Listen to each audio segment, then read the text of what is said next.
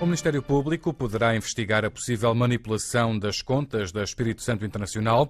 É uma informação avançada esta manhã pelo jornal I, depois do ex-contabilista desta holding ter revelado que Ricardo Salgado, presidente da Comissão Executiva do Banco Espírito Santo, tinha conhecimento desde 2008 de que parte do passivo da Espírito Santo Internacional não estava refletido nas contas. Este é apenas o mais recente episódio de uma guerra pela gestão do banco, que acaba por ser também uma guerra familiar. Bom dia, Ana Gomes. Como é que tem acompanhado estas notícias? Olá, Luís e ouvintes. Olha, eu proponho que voltemos a 6 de abril de 2011 e revisitemos o filme do primeiro-ministro José Sócrates, Qual animal feroz encostado às tábuas, forçado a pedir o resgate. Há um matador principal nesse filme da banca a torear o poder político, a democracia e o Estado. Ricardo Salgado, o CEO do BES e do grupo que o tem e controla, o Grupo Espírito Santo.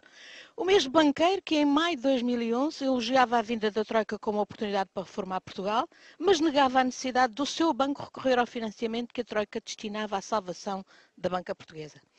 A maioria dos comentaristas que se arvoram especialistas económicos passou o tempo desde então a propalar a mentira de que a banca portuguesa, ao contrário da de outros países, não tinha problemas. Estava saudável, apesar dos BPN, dos BPP e do BCP. Exceções que confirmavam a regra. Mas estas revelações recentes a que aludiu sobre o Grupo Espírito Santo confirma que a fraude e a criminalidade financeira não são exceção. Eram e são a regra do sistema da economia de casino em que continuamos a viver. Essas revelações confirmam também o que toda a gente sabia, que o banqueiro Salgado não queria financiamento do resgate para não ter que abrir as contas do banco e do grupo à supervisão do Estado. Esse Estado na mão de governantes tão atreitos a recorrer aos GES-BES para contratos ruinosos contra o próprio Estado, das PPPs aos swaps, das herdades sem sobreiros a submarinos e a outros contratos de defesa corruptos, à subconcessão dos taleiros navais de Viana do Castelo. À conta de tudo isso e de mecenato eficiente para capturar políticos, lembremos a sabática em Washington paga ao Dr. Durão Barroso, Ricardo Salgado granjeou na banca o cognome do DDT, o dono de tudo isto. E conseguiu até agora paralisar as tentativas de investigação judicial sobre os casos Submarino, Furacão, Monte Branco, e até recorrer às amnistias fiscais oferecidas pelo governo para regulares a capitais que esquecera ter parqueado na Suíça. E continuou tranquilamente CEO do BES, sem que o Banco de Portugal e a CMVM pestanejassem sequer. Mas a mudança das regras dos rácios bancários e da respectiva supervisão, que foram determinados por pressão e por codecisão do Parlamento Europeu, obrigaram o Banco de Portugal a ter mesmo de ir preventivamente analisar as contas do BES-GES, a contragosto, claro, e com muito jeitinho. Basta ver que, para o efeito, o Banco de Portugal, apesar de enxameado de crânios pagos a pesos de ouro, foi contratar uma consultora, a KPMG, por acaso uma empresa farta de ser condenada e multada nos Estados Unidos, no Reino Unido e noutros países por violações dos deveres de auditoria e outros crimes financeiros. E por acaso uma empresa contratada pelo próprio BES desde 2004, pelo menos, para lhe fazer auditoria. Mas a borrasca era tão grossa que nem mesmo a KPMG podia dar-se ao luxo de encobrir. Primeiro vieram as notícias da fraude monstruosa do GES-BES e ESCOM no BESA de Angola, o BPN tropical, que o governo angolano cobre e encobre porque os mais de 6 mil milhões de dólares desaparecidos estão certamente a rechear contas offshore de altos figurões. O povo angolano está habituado a pagar, calar e não comer.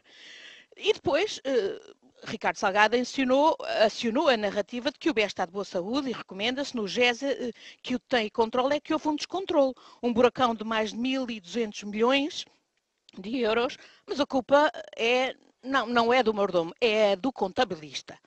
Só que, como revelou o Expresso há dias, o contabilista explicou que as contas eram manipuladas desde 2008, pelo menos, precisamente para evitar controlos pela CMVM e pelo Banco de Portugal, com conhecimento e por ordens do banqueiro Salgado e de outros administradores do GES-BES.